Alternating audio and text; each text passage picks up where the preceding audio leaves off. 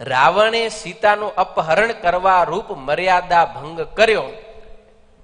Break કહેવાય ને, શાસ્ત્રનો શું બ્રેક છે, સંતના વચનનો શું બ્રેક છે?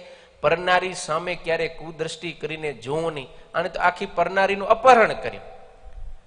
એટલે એ રાવણનું આખું કુળ છે એ નાશ પામી ગયો, પોતે દુઃખી થયો, આખું કુળ ગયો. એવી જ રીતે દુર્યોધન સતત મનમુખી રહ્યો. એને ઘણાએ સમજાવવાનો પ્રયત્ન કર્યો. વિદુર જેવા નીતિવાન પુરુષો હતા, પિતામાં ભીષ્મ જેવા હતા, એને ઘણું એને સમજાવ્યું કે ભાઈ આ રાજ્યની અંદર પાંડવનો અધિકાર છે, એને આપી દે. અરે એટલું ના આપે તો થોડોક આપી દે, અડધું આપ, અડધું ના આપે તો 5 ગામડા તો આપ, છતાંય પણ નહીં.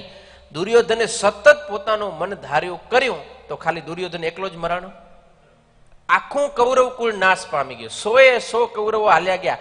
એટલા જ નહીં, એના પડખે જેટલા હતા, અરે હારા હતા ને, પિતામાં ભીષ્મ, કૃપાચાર્ય, દ્રોણાચાર્ય, અશ્વત્થામા, કર્ણ, આ તો બધા સારા હતા. પણ કોને પડખે ઉભા રહ્યા? મનમુખીને પડખે. તો મનમુખીએ ગયો અને બીજા બધા હતા ને એ એની લારે ગયા.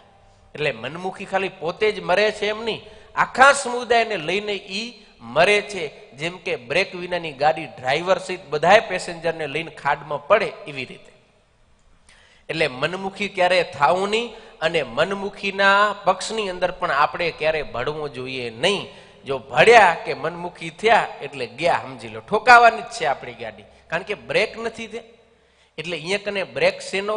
શાસ્ત્રના વચન અને સંતના વચન એ આપણો બ્રેક છે. ફરીથી આવી જાઓ મિરર સામે, ચાલો, આપણી ગાડી કેવી છે? બ્રેક વાળી છે કે બ્રેક વિનાની છે? હા, તપાસ કરવાની છે ને. ખાલી માત્ર આ કથા સાંભળવા માટે નથી. સ્વામીથી ગાયા કરશે ને, એ તમે મોબાઈલ ઘરમાં રાખી, સોફા સેટ ઉપર પગ પર પગ ચડાવી, એસી ચાલુ કરી, બાજુમાં સરસ શરબતનો ગ્લાસ રાખીને, એ ભાઈ સાહેબ કથા સાંભળ્યો. હા, આ મનોરંજન માટેની કથા નથી. આ તો ભાઈ અંતર ખોડીને તપાસ કરવાની કથા છે. અને આપણી એક ભૂલને સુધારશું ને ત્યારે આપણે અક્ષરધામ સુધી પહોંચશું. બાકી એ આમને આમ બસ હાલતા ખાલતા ખાલી વાતો લાડવા ખાશો ને ધામમાં જાશો. એ મહિમા આ બધી આજ્ઞા પાડ્યા પછી કામ કરે છે, સમજ્યા ને તમે? એટલે આપણે તપાસ કરીએ આપણી ગાડી કેવી છે, બ્રેક વાળી છે, બ્રેક વિનાની છે. જો બ્રેક વિનાની થઈ ગઈ હોય ને તો આવી જાજો ગેરેજમાં. આ શિક્ષાપત્રી ભાષ્ય રૂપી ગેરેજ આપણે ખોલી છે આ ચાતુર્માસ દરમિયાન.